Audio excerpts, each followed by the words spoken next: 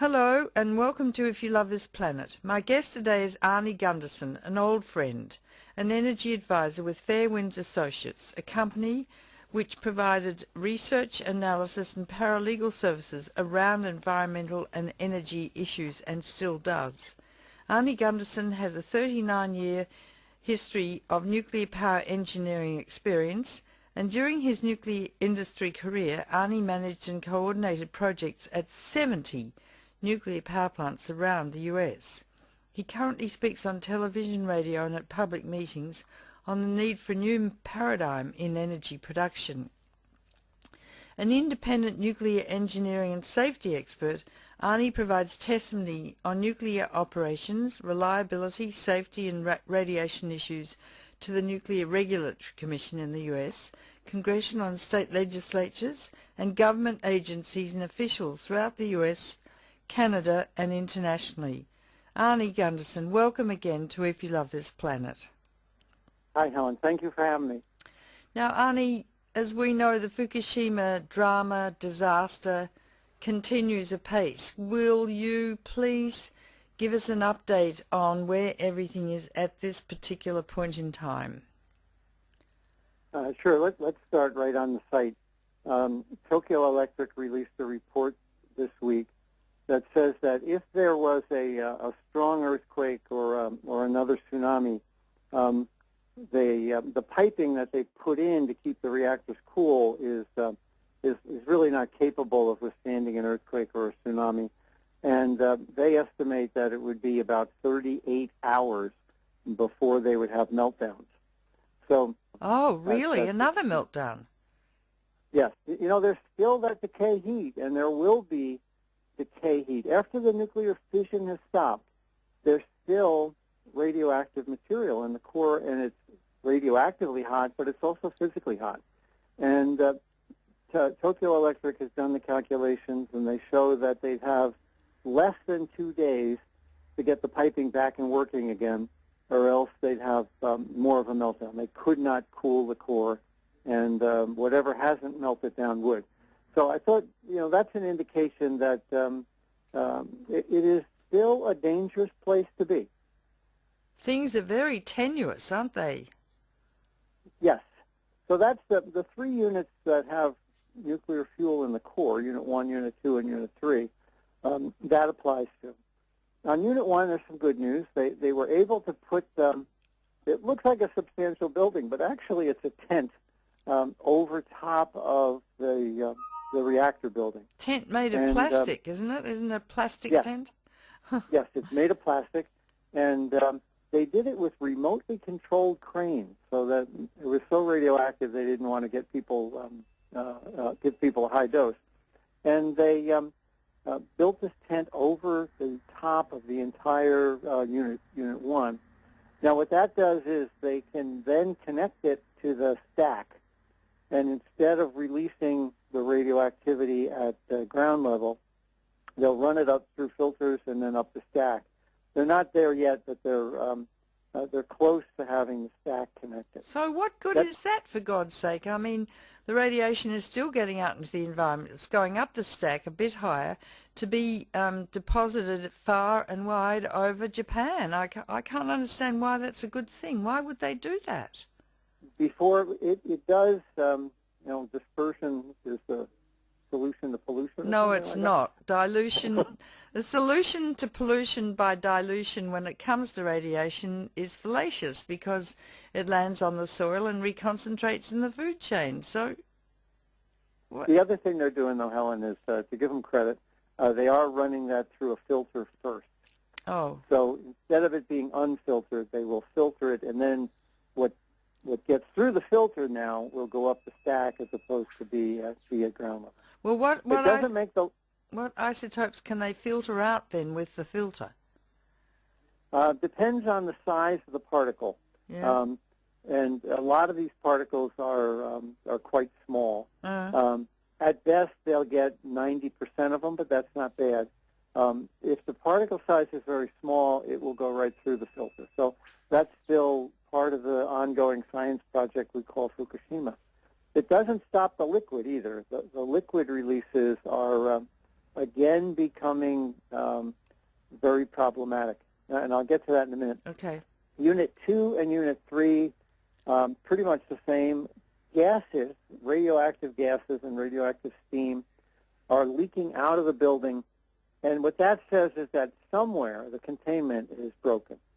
There should be, if the containments were functional, you shouldn't see steam coming out of those plants, even though the building around it, that's called the reactor building, even though the reactor building is damaged. But it's obvious the containments have been broken, and steam is exiting. That shouldn't happen. To get to the liquids, though, what the problem is, they're generating more and more and more very radioactive liquids. What's happened is they put in a system to filter the radioactive liquid. Then they pump it back into the nuclear reactor, and it runs onto the floor, and then they collect it and they filter it, and it runs back into the plant. And that was supposed to reduce the amount of water that they had on site, or at least not make it get any worse. But what they found is that something on the order of 400 tons a day of water are leaking into the building. So from groundwater and from rain and from cracks in the building, not only do they have the water that they deliberately put there, but they also have 400 tons a day that's leaking in. So now they've got almost no place to store the water on site. They're cutting down a forest on site, and they're putting more and more tanks in so that they have a place to store all this radioactive water. That's going to continue for months, if not a year or more, until the cooling of the core becomes easier. Their biggest problem, if they don't have an earthquake, their biggest problem is managing this water. Getting down to Unit 4, Unit 4 has been pretty thoroughly braced. They sent people in and put braces underneath the nuclear fuel pool because they, like I, were very worried that in an earthquake the building would collapse. It's better now, but if there was a severe quake, the most dangerous thing on the site is the fuel pool for Unit 4. So things are stable. The radiation releases are much lower than they were back when the accident started. But they're still precarious if Mother Nature decides to get angry again. Arnie, you said that Building 4, they've braced the pool to make the pool more stable, but that the building itself is still quite precarious. And you said that if there was another earthquake, it's possible that Building 4 could collapse with the cooling pool on top of it. Is that still accurate or not? Yes, that's absolutely accurate. And I have told my friends in Japan, if there's an earthquake that knocks over Building 4, get out of Dodge, because it's not a place you would want to be. No science has ever been developed to calculate what radioactive material lying on the ground outside the power plant could conceivably do. The Brookhaven study back in '98 estimated that a fire in a fuel pool like Unit 4 could kill 186,000 people. So it's clearly, let's pray there's no earthquake, but a big earthquake. But it's clearly the biggest danger on site right now. Okay, now the next question is, to filter the water and to filter the air coming out of Unit 1 from the plastic tent, what do they use for filters? What's the material, A? And B, what do the filters trap in terms of specific isotopes? And C, what do they do with these incredibly toxic radioactive filters, and how long do they last? Well, the radioactive filters collect predominantly cesium, but also the strontium and any other radioactivity, cobalt-60 and things like that. And you're absolutely right. Very quickly, they become the most highly radioactive filters that anyone in the industry has ever dealt with. Now, these are from a design that the French use on their reprocessing plant. Essentially, you're dealing with reprocessed nuclear fuel in these filters. They're also going to have plutonium in them. And because the fuel is now lying in the bottom of the containment buildings, there's water over the top, and the contamination will also include plutonium. So I think they have to be stored on site until the Japanese come up with a long-term geologic repository for the nuclear fuel.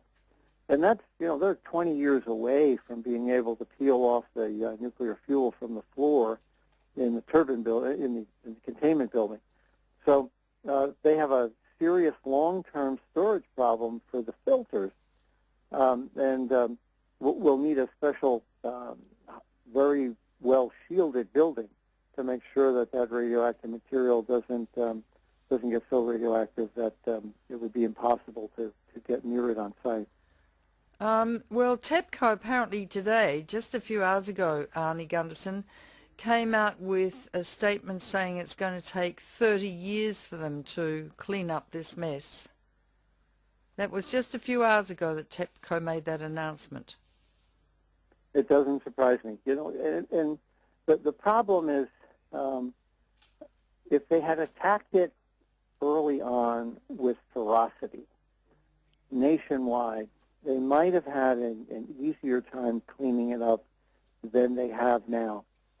We have this game called Whack-A-Mole here in the U.S., and you can imagine 7 or 8 holes, and this mole sticks its head up, and you try to hit the mole. And oh, Whack-A-Mole! That's so horrible. That's horrible, honey. Well, you try to hit the mole, and he jumps down, and he pops up in another hole, and then you hit that hole, and he jumps up in another hole.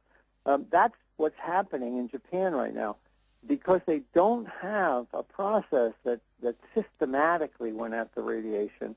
They are they're struggling because they'll attack it where it pops up, and then they'll go attack it where it pops up. And the process is cheap. And Tokyo Electric is really unwilling to spend what it's going to take to clean up.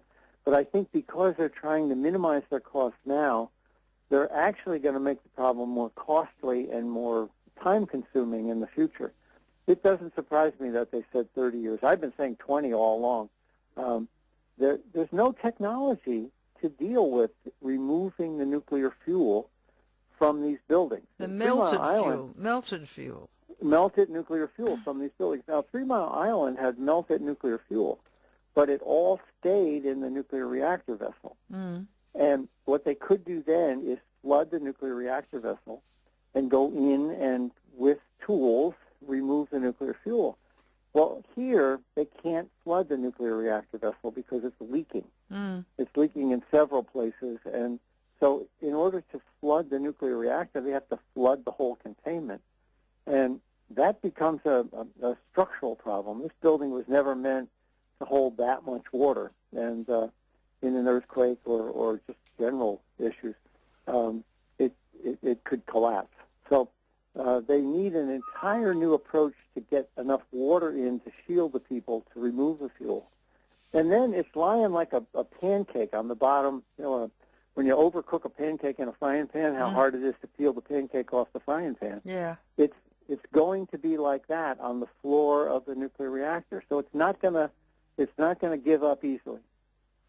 Well, and I mentioned to you recently that they said by the end of the year the 3 units will be in cold shutdown, but you said that's not true because cold shutdown means that the fuel is still in the reactor core in a geometrical design as it was originally designed to be. But this is like a molten pancake, on the bottom of the containment vessel. So you would deny that these 3 reactors are in cold shutdown, right, Arnie?